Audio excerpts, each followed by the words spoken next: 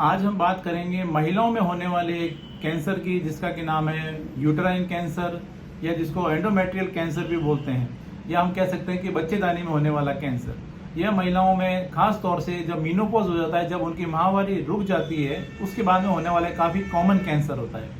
यदि महिलाओं में अगर मीनोपॉज होने के बाद में भी अगर उनको ब्लीडिंग हो रही है, या उनके जो पीरियड्स होते हैं, अगर पीरियड्स बहुत लंबे चलते हैं, या पीरियड्स के बीच बीच में भी स्पॉटिंग और ब्लीडिंग होती रहती है, पीरियड्स काफ़ी पेनफुल भी होते हैं और उसके साथ साथ एक्सेसिव हैवी ब्लीडिंग होती है, या फिर पेट के निचले हिस्से में उनको भारीपन महसूस होता है, दर्द रहता है, तो यह जो कंडीशन है आपको चिंता का विषय हो सकती है। अगर ऐसी कंडीशन देखने को मिले तो तुरंत अपने नज़दीकी जो गायनेकोलॉजिस्ट होते हैं आप उनसे जरूर संपर्क करें, क्योंकि ऐसी जो कंडीशन है वो कभी कभी आपके लिए कोई चिंता का विषय भी हो सकता है। इसलिए अपने नज़दीकी गायनेकोलॉजिस्ट से जरूर संपर्क करना चाहिए।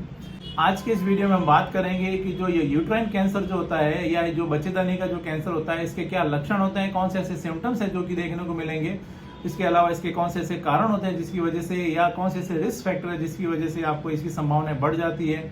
साथ ही साथ हम बात करेंगे इसमें कौन कौन से ऐसे इन्वेस्टिगेशंस या कैसे इसका पता लगाया जा सकता है, और कुछ होम्योपैथी मेडिसिन के बारे में यानी ट्रीटमेंट पार्ट के बारे में हम बात करेंगे, क्योंकि होम्योपैथी में भी कई ऐसी मेडिसिन होती है जो कि इसमें काफ़ी अच्छे रिजल्ट देती है।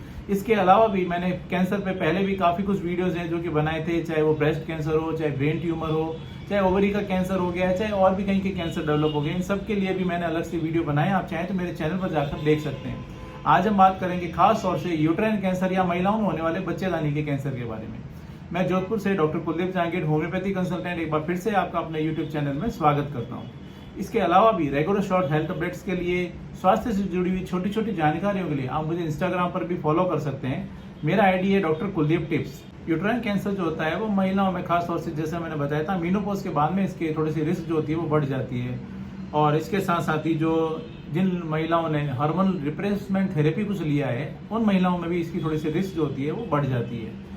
यूट्रस होता क्या है आखिर? तो ये महिलाओं के रिप्रोडक्टिव सिस्टम का एक इंपॉर्टेंट पार्ट होता है। जैसे कि आप डायग्राम में देख रहे हैं, यूट्रस जो होता है वो महिलाओं में पेट के निचले हिस्से में उनके स्थित होता है, और ये साइड में दो इसके लेफ्ट और राइट में फैलोपियन ट्यूब्स के द्वारा ओवरीज जो होती है ओवरी से जुड़ा हुआ होता है, और बाहर ये सर्विक्स से होता हुआ वजाइना के द्वारा शरीर से बाहर खुलता है। यूट्रस का जो बेसिक जो फंक्शन होता है वो होता है, एक तो उनके रेगुलर जो बच्चेदानी को गर्भ धारण के लिए तैयार करना, जिसमें कि मेंसेस जो होता है इसका इम्पोर्टेंट एक ये पार्ट होता है। रेगुलर मेंसेस या मंथली जो साइकिल आती है, इसके द्वारा जो बच्चेदानी होती है वो तैयार की जाती है गर्भ धारण के लिए। इसके साथ साथ ही जो बच्चे का जो विकास होता है गर्भ धारण के बाद में वो यूट्रस के अंदर होता है, और ये काफ़ी मस्कुलर ऑर्गन होता है, जो कि इसमें काफ़ी इलास्टिसिटी भी होती है, जो कि छोटा सा पीयर शेप का होता है। और जब आप समझ सकते हैं जब वो गर्भ धारण होता है तो बच्चे का जब पूरा डेवलपमेंट होता है तब तक वो बच्चे को होल्ड करके रखता है। इससे आप समझ सकते हैं कि इसकी इलास्टिसिटी या कितना मस्कुलर ऑर्गन होता है। चलिए अब हम बात करते हैं कि अगर ये यूट्रस जो है उसमें कैंसर डेवलप हो जाए तो इसमें क्या होता है। जब कभी भी ये जो यूट्रस होता है, यूट्रस के अंदर जब कैंसर डेवलप होता है तो अक्सर इसमें जो इसकी जो इंटरनल जो लेयर होती है जिसको बोलते हैं एंडोमेट्रियम में इसके अंदर अक्सर 95% केसेस में इसके अंदर कैंसर डेवलप होता है, जिसको बोलते हैं एंडोमेट्रियल कैंसर। और 5% केसेस में ये जो इसकी जो मस्कुलर लेयर होती है, मसल्स जो होती है, टिश्यू होते हैं, उसके अंदर ये कैंसर के जो चांसेस होते हैं वो देखने को मिलते हैं, जिसको बोलते हैं यूट्राइन सार्कोमा। और यह थोड़ी सी सीरियस कंडीशन होती है इन दोनों में कंपेयर करें तो।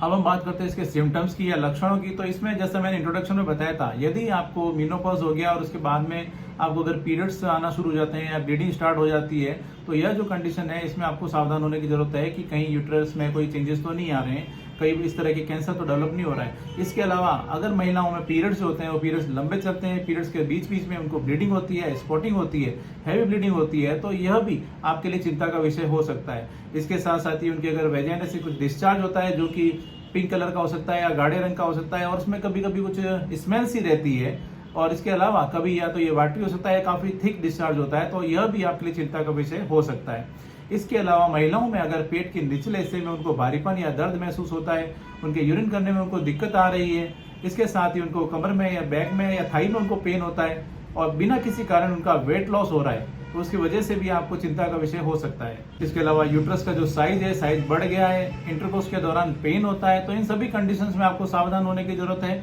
और आपको अपने नजदीकी गायनेकोलॉजिस्ट जो होती है उनसे आपको संपर्क करने की जरूरत होती है। चलिए बात करते हैं इसके इन्वेस्टिगेशंस की।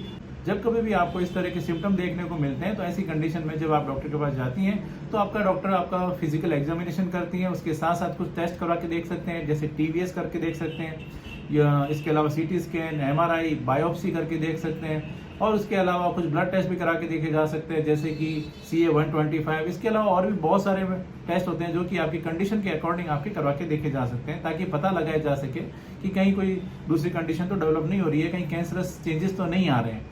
चलिए बात करते हैं अब इसके कारण की या रिस्क फैक्टर की। तो यदि आपके फैमिली में कुछ कैंसर की हिस्ट्री रही है, खास तौर से अगर फैमिली में ब्रेस्ट कैंसर की हिस्ट्री रही है, कोलोरेक्टल कैंसर की हिस्ट्री रही है, तो इस तरह की जब कैंसर की हिस्ट्री रही है तो इसमें थोड़ा सा रिस्क जो होता है वो आपका बढ़ जाता है। इसके अलावा अगर आप ओबेज हैं, आपका अगर मीनोपॉज हो गया है तो भी आपकी रिस्क जो होती है वो बढ़ जाती है।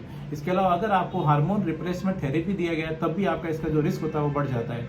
अगर आपको PCOD की शिकायत है, ओवरियन ट्यूमर हुआ है, आपको कभी आपको बच्चे नहीं हुए हैं, उस कंडीशन में भी आपकी रिस्क जो होती है वो बढ़ जाती है। इसके अलावा ब्रेस्ट कैंसर में आने वाली कुछ मेडिसिन की वजह से भी आपको इसमें कुछ इस तरह के बदलाव वो देखने को मिल सकते हैं। एक कंडीशन होती है जिसमें आपका जिसको बोलते हैं एंडोमेट्रियल हाइपरप्लेजिया। ऐसी कंडीशन में क्या होता है कि आपकी जो यूट्रस होता है, यूट्रस की जो अंदर की लेयर होती है, उसकी वॉल की जो थिकनेस होती है वो बढ़ जाती है, और उस कंडीशन में भी आपको इसकी जो रिस्क होती है वो बढ़ जाती है। ये इसके कुछ कारण या रिस्क फैक्टर होते हैं जिसकी वजह से आपको संभावना होती है यूट्रस में या जो बच्चेदानी में कैंसर होने के। चलिए अब हम बात करते हैं इसके ट्रीटमेंट पार्ट की। तो जब कभी भी आपको इस तरह की कंडीशन डेवलप होती है तो सबसे पहले आप अपने गायनोकोलॉजिस्ट से मिलें, जैसा वो कहते हैं आप उनको जरूर फॉलो करें। ट्रीटमेंट जो होता है इसमें आपका कंडीशन के अकॉर्डिंग किया जा सकता है। हो सकता है आपको सर्जरी रिकमेंड की जाए, हो सकता है आपको कीमो रेडिएशन आपको दिया जाए, और उसके साथ साथ कुछ मेडिसिन भी दी जा सकती है। जब कभी भी आपको इस तरह की कंडीशन डेवलप होती है तो आप अपने जो गायनोकोलॉजिस्ट हैं उनके इंस्ट्रक्शंस को फॉलो करें। उसके साथ साथ में कुछ होम्योपैथी मेडिसिन जो होती है जो कि आपको इसमें हेल्प कर सकती है वो आप ले सकते हैं। इसमें कई ऐसी मेडिसिन है जो कि यूट्रस कैंसर में दी जाती है जिसके अच्छे रिजल्ट देखने को मिलते हैं। इसमें से अगर मैं कुछ बात करूं तो कुछ मेडिसिन जैसे कि कार्सिनोसिनम 200 अच्छा काम करती है, थुजा 200 जो कि इसमें काफ़ी अच्छे रिजल्ट देती है, हाइड्रेसिस स्कैन का मदर टिंचर इसमें अच्छे काम करता है, और इसके अलावा और भी बहुत सारी मेडिसिन होती है जो कि सिम्टम्स के अकॉर्डिंग इसमें देने से काफ़ी अच्छे रिजल्ट देखने को मिलते हैं। इसलिए जब कभी भी ऐसी कंडीशन डेवलप होती है तो एक तो आप अपने जो स्पेशलिस्ट हैं, आपके गायनोकोलॉजिस्ट हैं या ऑन्कोलॉजिस्ट हैं, उनके इंस्ट्रक्शन को फॉलो करें, और उसके साथ साथ कुछ होम्योपैथी मेडिसिन लेते हैं तो आपको इसमें काफ़ी बेहतर रिजल्ट देखने को मिलते हैं। दोस्तों ये एक छोटी सी जानकारी थी जो आज मैंने आपके साथ में शेयर की है। मैं उम्मीद करता हूँ मैंने आपके साथ में जो भी जानकारी शेयर की है आपको ये पसंद आई है और आपके लिए फायदेमंद साबित होगी। इसी तरह मेरे साथ जुड़े रहें, चैनल को सब्सक्राइब करें, बेल आइकन जरूर दबाएं ताकि जैसे ही कोई नेक्स्ट वीडियो अपलोड करूं आपके पास उसका नोटिफिकेशन आ सके। Thank you.